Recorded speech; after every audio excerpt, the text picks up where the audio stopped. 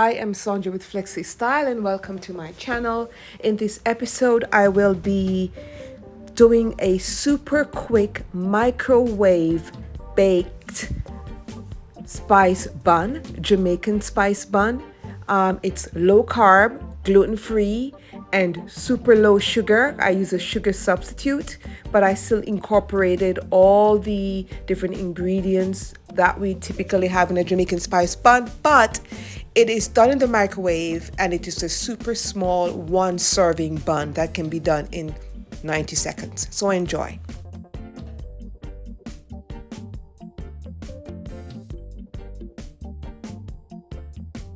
So you're starting out with 2 tablespoons of almond flour. That's the finely ground almond flour.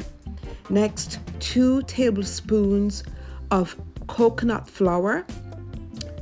And next, I added in 3 tablespoons of brown sugar. And I'm sorry, the brown sugar is the Swerve sugar substitute. And it has and I'm using the brown version.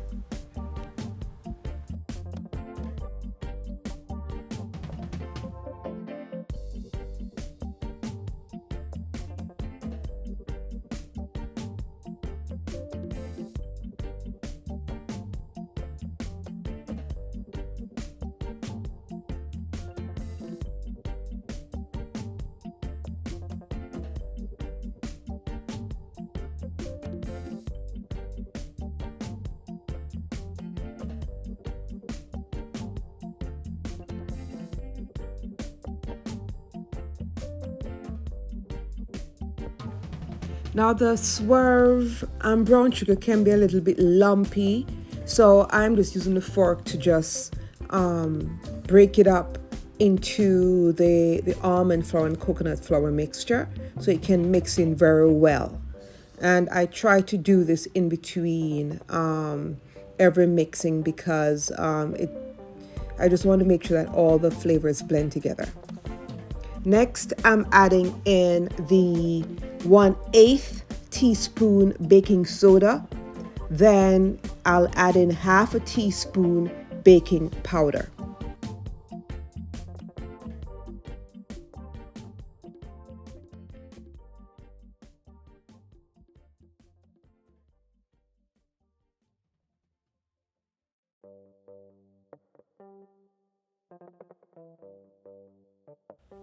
Next, I'll be adding in all the spices. I'll be adding in 1/8 teaspoon of cinnamon, 1/8 teaspoon of nutmeg, and 1/8 teaspoon of allspice powder. Now, this is where it's up to you in terms of how much you want to add in with this. It's a serving at most for 2 people. It's almost like the serving of a round bun in Jamaica, but a little bit smaller. So this is a part where you can test to see if you do it multiple times, if the spice is too much or too little. I have done this about 3 or 4 times, and during that process, I had to figure out what best worked for me. Okay, so I dialed it down to 1/8 teaspoon of each just to make it more palatable for me. But it's up to you how much you'd like to add.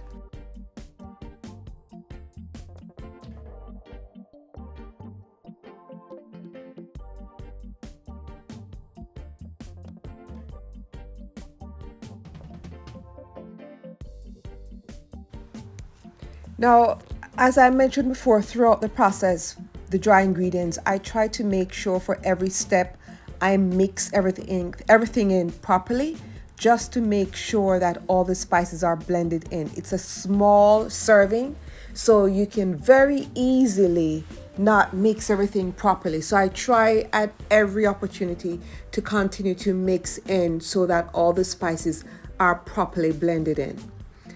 Here you'll see then that I'm also going to melt 1 tablespoon of butter. And I'm using salted butter instead of putting in a pinch of salt into the into the mixture, I just used salted butter and melted it in the microwave for maybe around 15 or so seconds.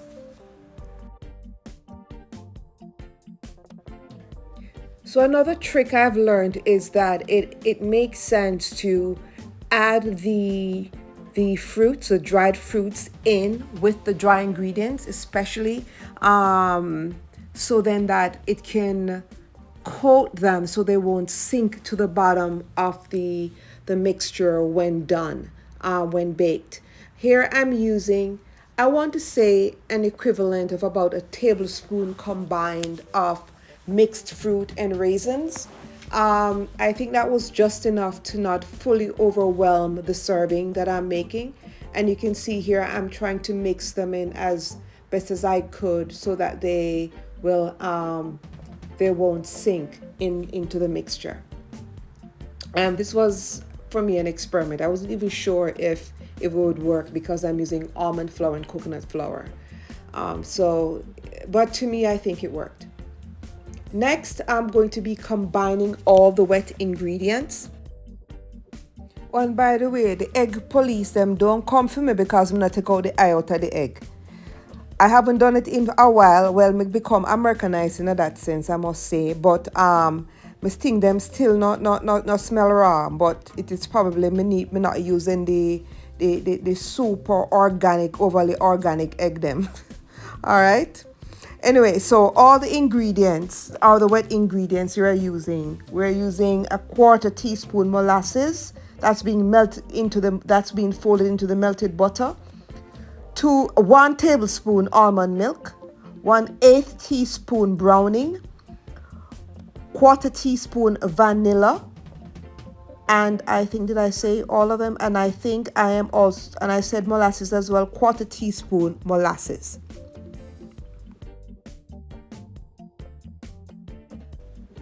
Oh yes, and mix because again it's a small serving and you'll taste every single ingredient in this mixture. So you want to make sure you combine everything well. All right, now is the time to come mixing everything. Okay, so I'm using a spatula in here to just make sure I gradually kind of sort of mix everything in, just to test the texture to see if it's working. And then when I realize it's all fine, I then go in and throw everything in and then just really work it in to make sure that it is properly mixed in and combined.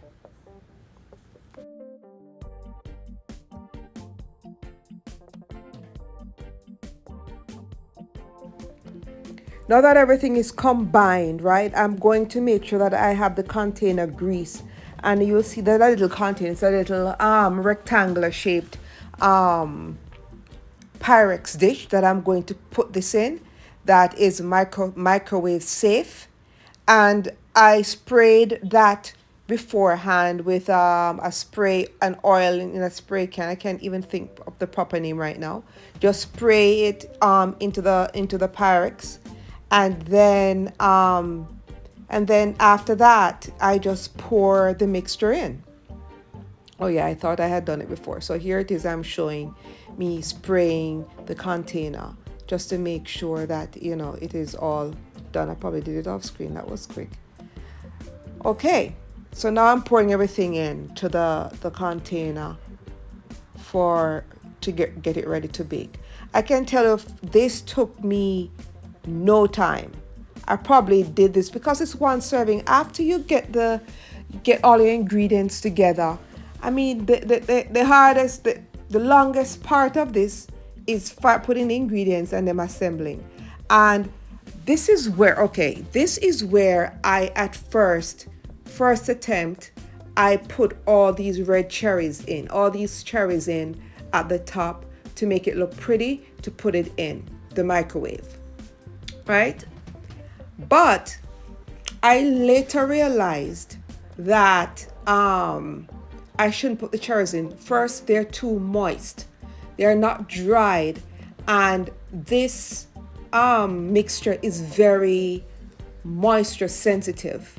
So if anything goes out balance with it, it won't it will crumble easily. And see, look, they all disappeared. All the cherries disappeared from the container. They're all in the bottom. But then I went ahead and added more cherries on top, and that made the initial one a bit too wet. Right, so I added more cherries on top, and there are all the cherries inside. Mind you, it tasted very, very good. But I'm telling you, I would not put the cherries in unless you have dried cherries. Then that's fine. Then I would incorporate the dried cherries in the point where I was mixing in all the dry goods, the mixed ingredients into the dried ingredients. It tasted good, I must admit. I didn't even have time.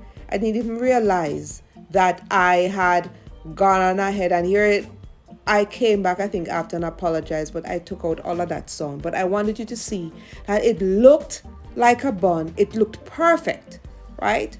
But I still was not satisfied. So I went back again and I redid the whole thing, right? I rebaked the cake, and came up with an even more satisfying finish. And this is the second one, right? So I took out the cherries because I didn't have any dried version, and I redid it. And this, I tell you, I was so happy with with the fourth attempt, I should say. The texture was perfect. Look at that. Microwaved in the oven for about 95 seconds, about a minute and 30 seconds, give or take. You'd have to bear in mind your microwave wattage. I think mine is about 1,000 kilowatts. But trust me, I didn't miss. I mean, low carb, low sugar, bakes in the microwave. The thing you have to do is make sure it is cooled properly. Make sure you don't eat, because it's soft when it comes out of the microwave, because it takes a while to reharden. So I left mine sitting for about 30 minutes, or you could put it in the fridge if you want it faster, but I left it out to cool. I also did my own glaze, but I mean, I'm using the same substitute sugar as glaze with a little lemon peel mixed in. I warmed it, then I put it on the top, so it has that nice lemony aftertaste. But I enjoyed it. And that is me there enjoying a bit of it too, because I am just so happy that it came out so well. Anyway, guys, thank you for watching, and I hope you come back for more.